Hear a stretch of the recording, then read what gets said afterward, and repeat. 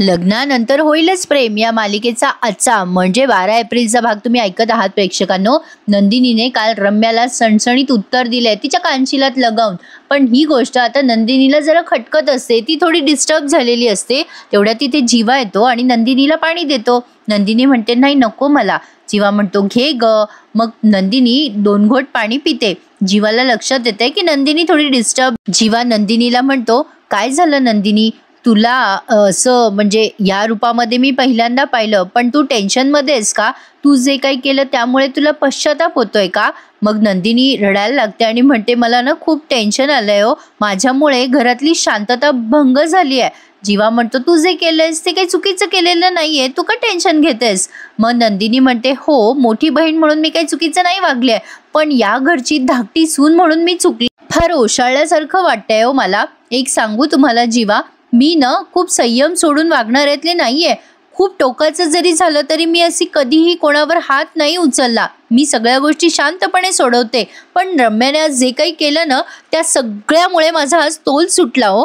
तिने एवढं टोक नसतं गाठलं ना तर माझा हात उचलाच नसता तिच्यावर. सॉरी जीवा, माझी चूक झाली, मी तिच्यावर हात उचलला. जीवा म्हणतो प्लीज तू सॉरी वगैरे कशाला वाटून घेतेस नंदिनी, अगं तू काहीच चुकीचं केलेलं नाहीये. नंदिनी म्हणते हो पण मला वाईट वाटतंय ना जीवा, माझी काव्या माझा जीव आहे जीवा. अहो तिच्यावर नको नको ते बोलत होते हे सगळेजण. ती रम्या माझ्या काव्याच्या कॅरेक्टरवर शंका घे. ती रम्या माझ्या आई वडिलांच्या संस्कारावर बोलली, माझ्या काव्याच्या चारित्र्यावर बोलली. नाही मी सगळं सहन करेल, पण माझी बहीण माझ्या माणसांविरुद्ध मी काही सहन करणार नाही. त्यातनं काही वेडावाकडं बोललेलं तर कधीच सहन करणार नाही. माझा विश्वास माझ्या माणसांवर पूर्ण आहे. जीवा आता जरा कीव करतो बरं काही या नंदिनीची, कारण नंदिनी म्हणते माझ्या काव्यावर पूर्ण विश्वास आहे. खरंच सांगा जीवा, जसं तुम्ही मला विश्वासाने सांगितलं ना की तुमचं एकतर्फी प्रेम होतं, तसंच तिचं जर कुठे प्रेम असतं ना तर तिने मला नक्कीच हे सांगितलं असतं. जीवाला आता कसं तरी होत आहे बरं का प्रेक्षकांनो, कारण बऱ्याच गोष्टी लपवून ठेवल्यात ना यांनी हृदयामध्ये. नंदिनी आता असं बोलते तेव्हा जीवा म्हणतो तुझा खूप विश्वास आहे ना तुझ्या बहिणीवर, पण जर तुझ्या बहिणीने तुझा विश्वास खोटा ठरवला तर? नंदिनी म्हणते मग मोठी बहीण म्हणून माझी ती सगळ्यात मोठी हार असेल, पण माझ्या काव्याचं असं काहीच नाहीये याची मला पूर्ण खात्री आहे. अरे देवा त्या जीवाला टेन्शन आलं ना. आता हे कोणत्या तोंडाने सांगणार आहेत प्रेक्षकांनो की यांचं एकमेकांवर प्रेम होतं म्हणून. नंदिनी आता असं बोलते आणि निघून जाते. जीवाला येतं टेन्शन. वसुआत्या आता तनफन करू लागल्यात, फक्त भांड्या आपटायच्या बाकी आहेत बरं का वसुआत्या. आता त्यांनी बॅग काढली आहे त्यांची आणि बडबड करत असतात, माझ्या मुलीचा अपमान करतात, मी यांची मुजोरी कधीच सहन करणार नाही, मी कुठेही चालली जाईल माझ्या पोरीला घेऊन, असं म्हणून त्या त्यांची बॅग भरत असतात. रम्या म्हणते आई आपण कुठेही जायचं नाही, आपण इथेच राहायचं. आता वसुआत्या म्हणतात इथे राहायचं, अशी शांतपणे कशी काय बोलू शकते ग तू रम्या? मला तर वाटलं होतं की मी वर येईपर्यंत तू या रूमचा सत्यानाश करून ठेवला असता, तर तोडफोड केली असती, तनफन केली असती, पण तू मात्र अशी कशी शांत बसते ग?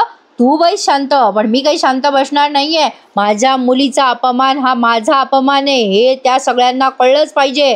नाही बॅग भर रम्या बॅग भर, सांगितलं ना तुला आत्ताच्या आत्ता बॅग भर म्हणून. आता रम्या अतिशय थंडपणे बोलते मी काय करू बॅग भरून? मला नाही जायचं इथून, मी काही इथून पळून जाणार नाहीये.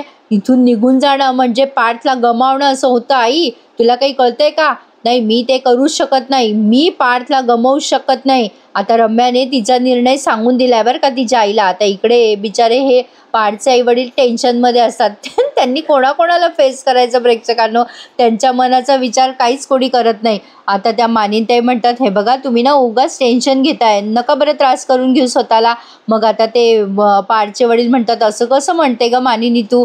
अगं त्रास नाही होत का आम्हा पुरुषांना? बायकांना वाटतं की खूप कठीण आहे बायकांचा जन्म, पण आम्हा पुरुषांची कुचंबणा होत नाही का? फक्त कोणाला कळत नाही ना एवढंच होतं ते, आम्हाला बोलता येत नाही ना. नाही म्हणजे प्रत्येक वेळेला आम्हाला मान मिळतो, पण आम्हाला पण आमच्या आईला मान द्यायचा असतो, बायकोलाही मान द्यायचा असतो, बहिणीलाही सांभाळायचं असतं, मुलीचे लाडही करायचे असतात आणि सुनांना जपायचं पण असतं. किती छान बोलतात ना हे प्रेक्षकांनो.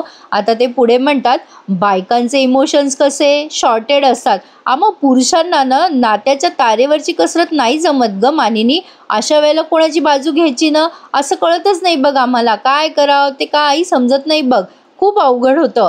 मानिनीताई म्हणतात जे खरं आहे ना जे योग्य आहे ना आहोत त्याचीच बाजू घ्यायची आपण. यांचं नाव फार अवघड आहे प्रेक्षकांनो. असो, आता ते पारचे वडील म्हणतात, अगं खऱ्या खोट्याची शहानिशा करता नाही येत ना आम्हाला, खरं काय खोटं काय नाही समजत ग कधी कधी. आता बघ वसुताईने कसं केलं आणि नंदिनीने सुद्धा. आता ते आधी बिचारे वर पाहतात बरं का, त्यांना टेन्शन, बहिणीने ऐकलं तर. मानिनताई म्हणतात, नाहीये वसुताई समोर, तुम्हाला जे बोलायचं ना ते बोलून टाका पटकन. आता ते म्हणतात, मी सांगू का तुला मानिनी, अगं आपल्या नंदिनीचं काही चुकलं नाही, तिने जे केलं ना योग्यच केलं. तिच्या जागी दुसरं कोणी असतं ना तर तसंच वागलं असतं.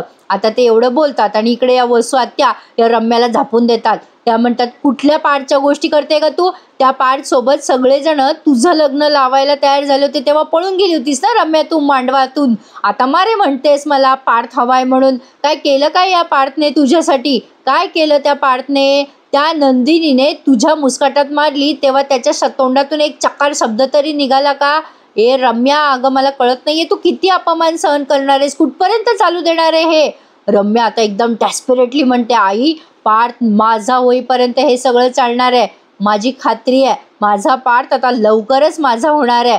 रम्याच्या डोळ्यात आता आग आहे. आता ती म्हणते, त्या नंदिनीने मला थोबाडीत मारली ना, अगं मी या छोट्या मोठ्या गोष्टी सहन करेलच ग आई पार्थसाठी. पण त्या नंदिनीने जरी आज माझ्या तोंडात मारला असेल ना तरी तिची माझ्यासमोर लायकी नाहीये. तिने मारलं म्हणून मी काय माझ्या पार्थला हातातून जाऊ देऊ का? नाही नाही, शक्य नाहीये. पार्थला मिळवणं हा माझा आयुष्याचा गोल आहे. मी काही करून तो अचीव करणार आहे. त्यावर वसुआत्या म्हणतात, आली मोठी, त्याच्या प्रेमापोटी तू आंधळी झाली ग, पण मी डोळे झाकून बसणार नाहीये. त्या नंदिनीने तुझ्या कानाखाली मारली ना तेव्हा सगळे गप्प बसले, तोंडाला कुलपा होत्या ना सगळ्यांच्या. आता करा म्हणा मन धरणी माझी, किती पाया पडा म्हणा माझ्या, मी काही या घरात राहणार नाहीये. आणि हे आता माझं फायनल झालंय का रम्या, लक्षात ठेव. वसुआत्याने बोल दिया तो बोल दिया, अब वो खुद की भी नाही सुंदरी. प्रेक्षकांनो, आता त्यांनी पटापट बॅग भरली आणि सामान टाकलंय. रम्याला माहितीये कोण जाऊ देणार आहे आईला घरातून, म्हणून ती शांत आहे. तर असो, आता इकडे बघा, हे पारचे वडील म्हणतात, अगं नंदिनी बरोबर बोलली ना, वसुताईला काही गरज होती का हे सगळं करायची? आणि रम्याने कशाला काव्याच्या कॅरेक्टरवर शंका घेतली? अगं ती बहीण आहे ना नंदिनीची, आणि आई वडिलांच्या संस्कारापर्यंत पोहोचायची काय गरज होती रम्याला? दरवेळेला काव्याने ऐकवलं, आता नंदिनीने ऐकवलं. मला नाही वाटत नंदिनीचं काही चुकलं म्हणून. त्यावर मानिनताई म्हणतात, बरोबर आहे तुमचं, अहो तुम्ही जे विचार करताय ना ते काही चुकीचं नाहीये. मानिनताई म्हणतात, नाही नाही, आपल्या नंदिनीचं वागणं चुकीचं नाहीच आहे. अहो तुम्ही नंदिनीशी बोलता जेवणाच्या टेबलवर, अख्खा वेळ मी असते हो तिच्यासोबत, म्हणजे तुम्ही थोडाच वेळ घालवता. पण आपल्या वसुताई आहे ना, येता जाता टोमणे मारत असतात आपल्या नंदिनीला आणि काव्याला. पण नंदिनीचा सूर कायम शांतच असतो, तिचा कधीच सूर चढत नाही. ती एकटी अशी आहे की तिने या घरात आल्यापासून हे लग्न स्वीकारलंय. तीच आहे जी या घरातल्या माणसांना एकत्र ठेवायचा प्रयत्न करतेय. शांत माणसांचं असंच असतं ना, उठसूट ते आवाज नाही चढवत, पण त्यांच्या वर्मावर का जर बोट ठेवलं तर एकदाच काय ते उसळतात आणि मनातलं सगळं बोलून टाकतात. आणि ती बोलणाऱ्याची चूक नसते, ती बोलायला लावणाऱ्याची चूक असते. बघा ना तुम्हीच, नंदिनीने स्वतः हे लग्न स्वीकारलंय. पार्थ काव्याशी मैत्री करायचा प्रयत्न करतोय, दोघेही शांत आहे ना, जीवा पण शांत राहतोय, जीवा पण स्वीकारतोय कदाचित शांत राहून. काव्याला जर का आपण सगळ्यांनी मिळून शांतपणे हाताळलं ना तर हळूहळू काव्या खूप नॉर्मल होईल, ती पण स्वीकारेल हे लग्न, असं मला वाटतंय. बघा आता ना, आपण सगळ्यांनी शांत राहायला पाहिजे आणि विशेषतः वसुताईंनी शांत राहिलं पाहिजे. या दोघींनी समजूतदारपणे घेतलंय ना तर आज जे झालंय ते परत परत नाही होणार. तेवढ्यात आता या वसू आत्या येतात आणि आरडाओरडा करायला लागतात, कमाल झाली बाई मानिनी, कमाल झाली.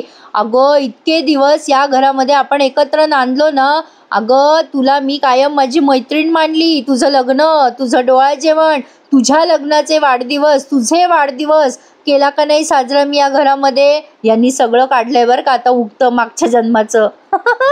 वसू आत्या पुढे म्हणतात, एवढंच काय, अगं माझी पोरगी मी तुझ्या ओटीत टाकली होती ना मानिनी, आपण सगळे सुखदुःख एकत्र साजरे केले ना. आपण काल आलेल्या तुझ्या या सुन्यामुळे मला आरोपीच्या पिंजऱ्यात उभं करतेस तू मानिनी.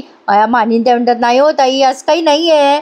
वसुताई म्हणतात नाही असंच आहे, मला माहिती आहे ना, या दोघींनी आपल्या घरचा उंबरठा ओलांडला तेव्हापासून आपल्या घराला लागलंय ग्रहण, सतत भांडणं, सतत वादावादी. अगं या सगळ्याचा दोष तुम्ही आम्हाला देता.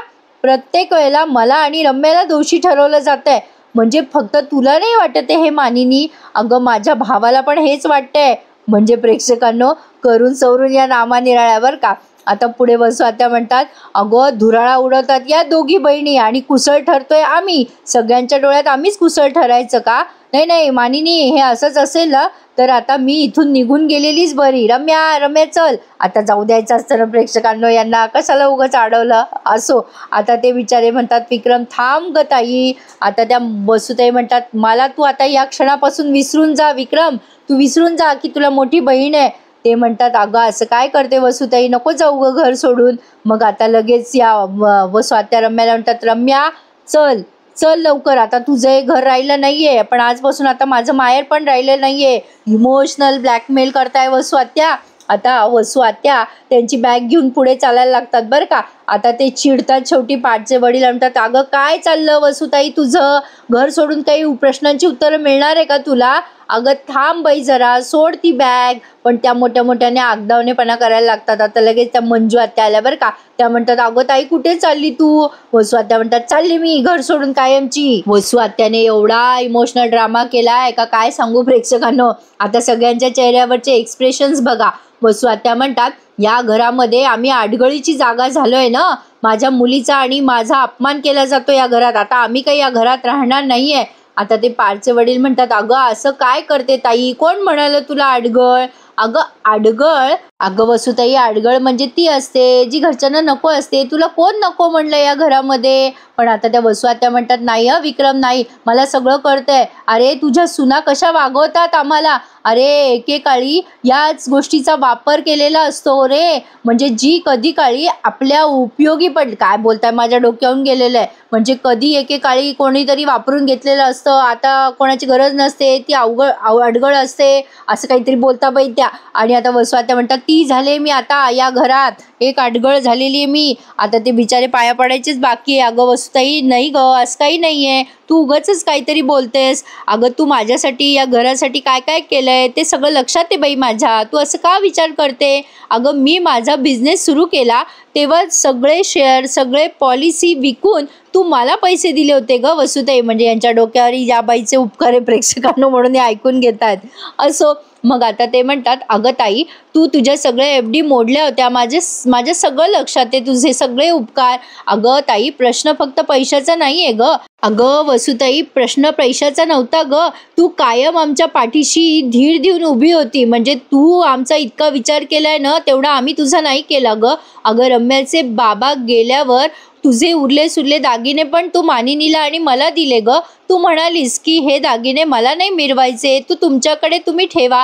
हे सगळं तू जे काही बोललीस ना ते मला माहिती आहे. म्हणजे थोडक्यात काय प्रेक्षकांनो, वसू आत्याचं हे एवढं का ऐकून घेतात हे त्यांनी एक्सप्लेन केलंय आपल्याला. आणि ते काव्य आणि नंदिनीला पण कळलंय की वसू आत्याने या घरासाठी काय काय केलंय. मग आता या मानिनताई म्हणतात अहो ताई मी तुम्हाला म्हटले होते तेव्हा की ते दागिने देऊ नका आम्हाला, राहू द्या तुमच्याकडे, रम्याच्या लग्नाला होतील ते दागिने. आता नंदिनी ते सगळं ऐकते बरं का, तिला कळतं की यांचे किती उपकार आहेत आपल्या घरावर. वसू आत्या म्हणतात अगं मानिनी मी तेव्हा तुला म्हटले होते ना की आता रम्याला मी तुमच्याकडे दिलंय, ती तुमची मुलगी आहे, काय तिच्या लग्नाचं आहे ते तुमचं तुम्ही बघा. खरं सांग मला मानिनी, अगं नंदिनी आणि काव्या या घरात आल्यापासून तू एकदा तरी माझ्या रम्याशी आईसारखं वागली का ग, वागली का. आता यांचा इमोशनल ड्रामा सुरू झाला हे सगळ्यांच्या लक्षात आलंय. मानिनी ताई म्हणतात अहो ऐका ना ताई माझं. आता वसू आत्या म्हणतात मला काही ऐकायचं नाहीये तुझं मानिनी, काहीच ऐकायचं नाहीये, मला कळून चुकलंय, मी आणि माझी मुलगी या घरातल्यांना आता नकोशे झालोय. आता मानिनताई म्हणतात नाही हो ताई असं काही नाहीये. वसू आत्या म्हणतात आमच्या भावना, आमचं दुःख, आमचा त्रागा कोणाला दिसत नाहीये, लक्षात येतंय माझ्या. म्हणजे प्रेक्षकांनो यांना फक्त प्रॉपर्टीसाठी लग्न करायचंय त्या पार्टसोबत. असो, आता वसू आत्या म्हणतात तुम्हाला ना फक्त या काव्याचा आरडाओरडा दिसतो, हिचाच त्रागा दिसतो. या काव्याने आरडाओरडा केला की तुम्हाला सगळं तिचंच पटतं ना. नंदिनीचा समजूतदारपणा दिसतो, ती आपली मस्त गोड गोड बोलते आणि तुम्हाला सगळं पटत राहतं तिचंच बोलणं. त्यावर ते पाठचे वडील म्हणतात, नाही ग ताई, अगं असं काही नाहीये. अगं आल्या दिवसापासून तू बघतेस ना नंदिनीला, अगं तुझ्यात आणि काव्यामध्ये खटके उडत असतील, पण नंदिनीने कधी बारीकशी तरी ठिणगी टाकली का तुमच्या दोघींमध्ये? अगं ताई, असं असताना आज जर त्या मुलीचा आवाज चढलाय तर त्याला काही कारण असेल ना. अगं ताई, रम्याचं पण चुकलं ना ग. आता त्या पुढे बोलूच देत नाहीत आणि म्हणतात, बरोबर आहे रे तुझं विक्रम, बरोबर आहे, आमचंच चुकतं ना या घरामध्ये. नाही, हिच्या रागाला कारण आहे, पण आमच्या त्राग्याला काहीच कारण नाही ना. आमचा त्रागा मात्र आई बाप नसलेल्या बेवारशी पोरासारखा आहे ना. बापरे, का जडजड शब्द फेकताय ते प्रेक्षकांनो. असो, आता ते पाठचे वडील म्हणतात, अगं नाही ग वसुताई, असं नाहीये. वसू आता लगेच बॅग उचलतात आणि म्हणतात, चल ग रम्या, आपण इथून निघून गेलेलंच बरं. आता शेवटी ते मिथून भाऊजी असतात ना, म्हणजे आत्याचे मिस्टर, ते जरा समजदार आहेत बरं का घरामध्ये. त्यांना जाणीव आहे बिचाऱ्यांना आपण या परक्या घरात राहतो म्हणून. असो, ते म्हणतात, आओ वसुताई थांबा हो, आओ कशाला उगत रागा करताय, झालं गेलं गंगेला मिळालं. अहो ऐका ना त्या दादांचं, किती विनंती करताय ते. द्या बॅग, द्या बरं माझ्याकडे. पण आता लगेच वसू आता म्हणतात, मिथून माझी बॅग सोड, माझा निर्णय झालेला आहे. मी सांगितलं ना एकदा, मला इथे नाही राहायचंय. चल बरं रम्या, चल म्हटलं ना. आता लगेच हे विक्रम म्हणतात, अगं ताई, तुझ्या पुढे हात जोडू का मी आता? खरंच मी तुझ्या पुढे हात जोडतो. अगं तुझं इथून जाणं मला नाही सहन होणार ग ताई. आता ते रडायला लागतात बरं का प्रेक्षकांनो. आता ते म्हणतात, अगं ताई, मोठी बहीण म्हणून तुझं या घरातलं स्थान कोणी हलवू नाही शकत ग. अगं तुझ्या रागामागे तुझं प्रेम आहे हे मला माहिती आहे ग. आम्ही समजून घेत आलोय ना ग आतापर्यंत. तूही थोडं या पोरांना समजून घे. मग वसू आत्या म्हणतात, म्हणजे तुझी सून नंदिनी माझ्या रम्याशी जशी वागली ते चुकीचं आहे, ते पटतंय ना तुला विक्रम? आता ते खरं बोलून टाकतात बिचारे.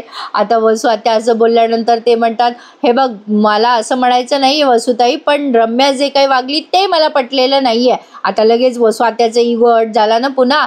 म्हणजे त्यांचं म्हणणं चुकीचं आहे हे त्यांना समजूनच घ्यायचं नाहीये.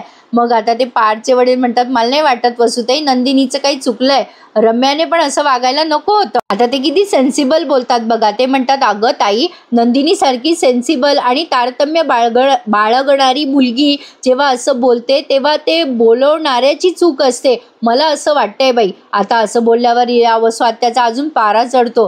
ते म्हणतात, हे बघ वसुताई, जसं मला तुझ्याबद्दल आदर वाटतो ना, तसं मला माझ्या सुनांचाही आदर वाटतो आणि मला माहिती आहे की नंदिनी चुकीचं वागणार नाही ग. मग आता वसू आत्या म्हणतात, म्हणजे तुझ्या सुनांनी माझा अपमान केला, माझ्या पोरीच्या कानाखाली मारली, तरी सुद्धा तुला तुझ्या सुनांचाच आदर वाटतो का?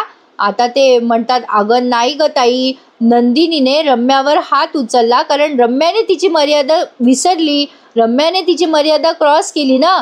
म्हणजे रम्याने काही गरज होती का काव्याचा फोन चेक करायची? तिने थेट काव्याच्या चारित्र्यावरच संशय घेतला ना. ते चूक आहे ना ग ताई. तुला कसं काय बरोबर वाटते हे सांग बरं मला. वसू आत्याला मान्यच करायचं नसतं की त्या चुकीच्या वागतात म्हणून. आता ते विक्रम म्हणतात, अगं काव्या आपल्या पाठची बायको आहे, रम्या असं का विसरते? मग आता लगेच वसू आत्या म्हणतात, कारण रम्या तुझी भाची आहे ना, हे तू विसरलायस ना विक्रम. अगदी तसंच. अरे ती तुला वडिलांच्या जागी मानते रे विक्रम. पुन्हा इमोशनल ड्रामा चालू झाला वसू आत्याचा.